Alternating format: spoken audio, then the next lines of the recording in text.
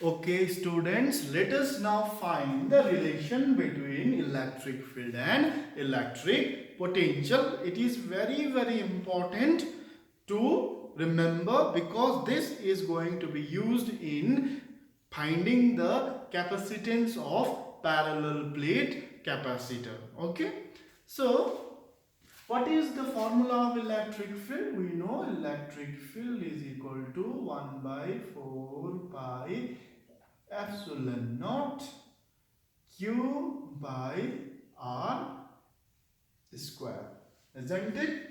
Now I will modify this, okay?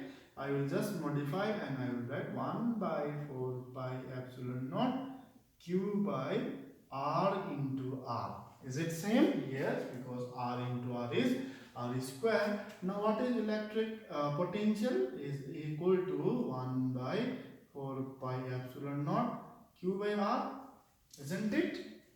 Are you getting this or not? So this is my equation number 1. Now, and this is my equation number 2. If you see this and this equation, what do you get? If you see here, is it same? Is it same with this one? Q by R, Q by R. So therefore, how much this is electric field? Okay, how much will be electric field? Electric field is this much, which is my V. Understood? This is V, which is this. So V by R is my relationship between electric field and electric potential, or V is equal to E R. Right? What is R? It is the distance. Okay, R is simply distance. R is simply the distance. So now this is all about the relationship between electric potential and electric field. Now V or E. From this, last time SI unit, what was my SI unit?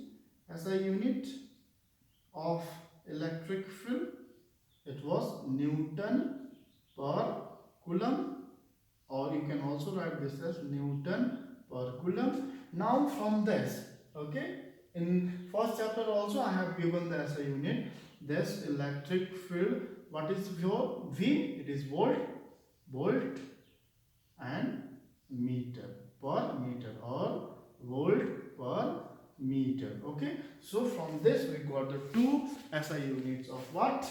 Electric field. One is Newton per Coulomb, okay, and next is volt per meter. So this is very important relation. V is equal to E into R, which we are going to use in the next lecture. Thank you.